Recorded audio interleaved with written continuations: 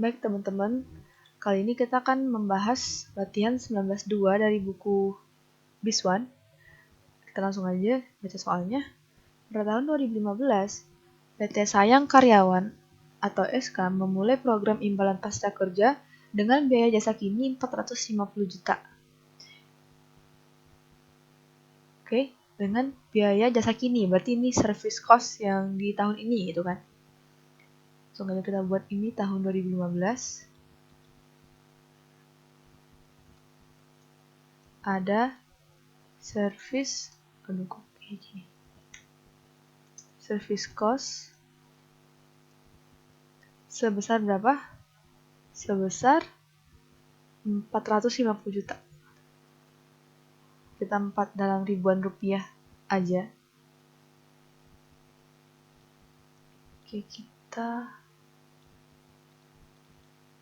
Oke, service cost. Terus tingkat bunga efektif berarti ada interest rate 10%.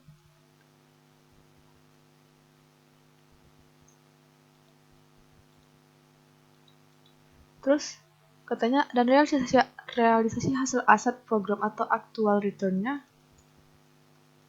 itu adalah 5 juta. Sedangkan imbalan kerja yang telah diklaim oleh karyawan adalah 440 juta. Jadi ini benefit paid kan dibayar kepada karyawan, kan yang diklaim sama karyawan itu 440 juta. Oke, ada yang ketinggalan. PTSK menyetor ke lembaga dana pensiun sebesar 600 juta. Menyetor ke lembaga berarti ini kontribusi oleh perusahaan kan. Sebesar 600 juta. Oke. Jadi kita harus nambah biar ada lowongan. Mana tahu ada yang mau ditambah. Oke. Ini untuk tahun 2015.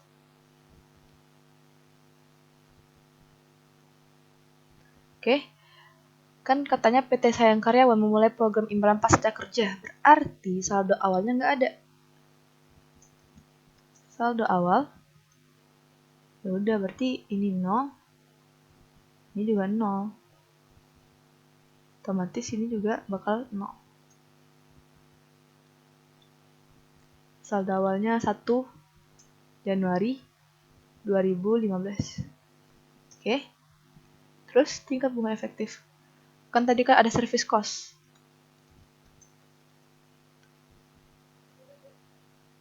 Nah, service cost-nya itu kan ada berapa ini? 450 dan itu akan menambah kewajiban kita. Oke. Terus ada interest rate, berarti ada interest revenue dengan interest expense.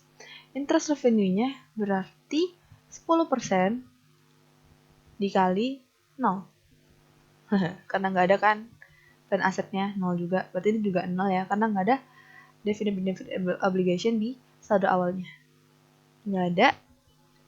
Terus ada benefit paid atau contribution dulu deh. Kan kita kasih dulu dananya baru kita bayarin ke para karyawan. Contribution berarti mengurangi cash sebesar 600 dan akan menambah plan aset kita. Setelah itu baru ada benefit paid sebesar 440 dan benefit paid ini akan mengurangi plan aset kita dan mengurangi juga kewajiban kita. Tuh. Nah, kayaknya cuma itu doang ya. Nggak ada penambahan.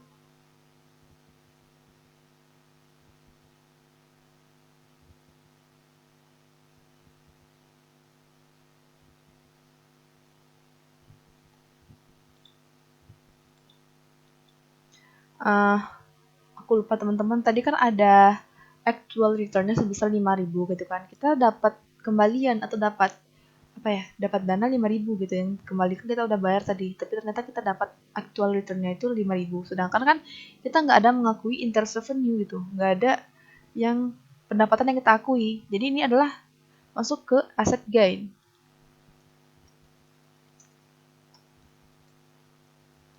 Maka dia masuk ke OCI sebesar 5.000, dan karena dia itu gain berarti posisinya itu ada di kredit. Nah, baru kita jurnal entry yes, di zoom ini sampai ke bawah.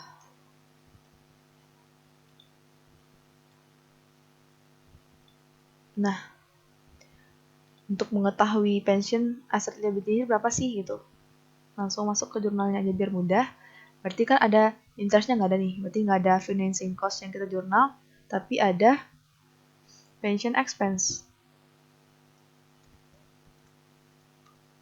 ada cash, dan ada OCI.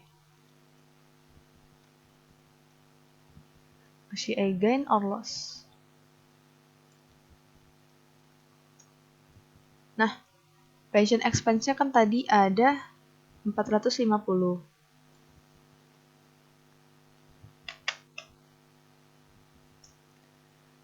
Cash-nya 600.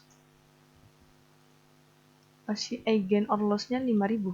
Berarti ada pension asset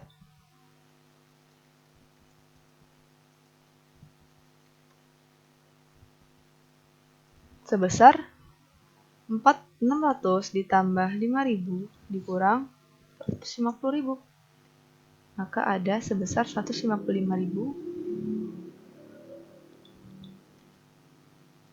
Karena dia sebelah debit, maka dia positif di worksheet kita.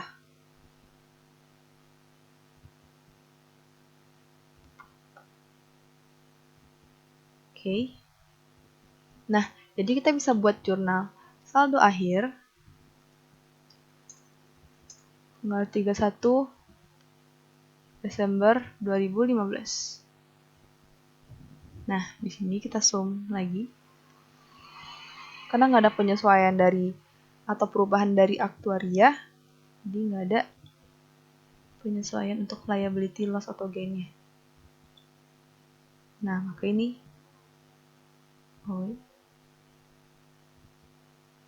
ini karena dia asset gain or loss dan dia gain, maka dia menambah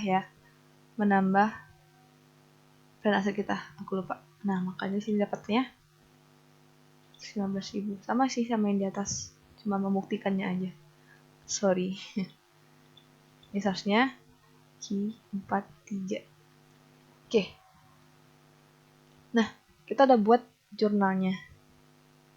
Adalah KK jurnal dan laporan keuangan parsial. Kita sekarang buat laporan keuangannya. Jadi, di sini kan ada pension expense. Dia masuk ke income statement. Oke. Maka ada langsung ke ini aja ya. Kan di sini ada interest revenue di other income and expense kan. Ada annual pension expense. Pension expense aja ya. Nih yang ini. Pension expense. Ada interest expense. Terus udah itu aja. Ini jadinya operating income. Nah, interest revenue kan nggak ada nih. Interest expense juga nggak ada. Tapi dia ada pension expense yang ini. Pension expense-nya ada, interestnya nggak ada, berarti tinggal operating expense-nya segini. Ini kita garisin aja guys. Nih. Tapi kan ada OCI. Ada CI ada CI gain or loss. Ini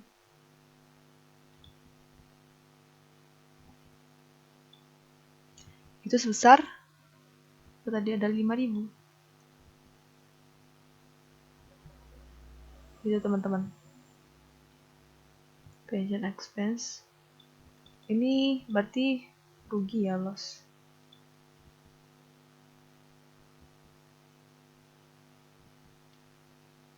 Nah, gini ya teman-teman.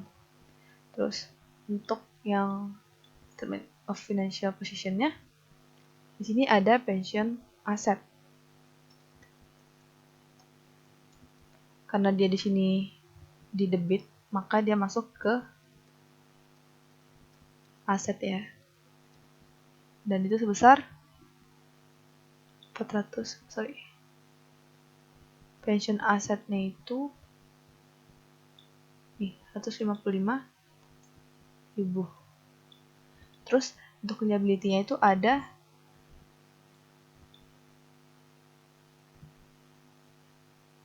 nggak ada ya, nggak ada apa-apa. Terus equity-nya itu adalah AOC sebesar nih 5.000.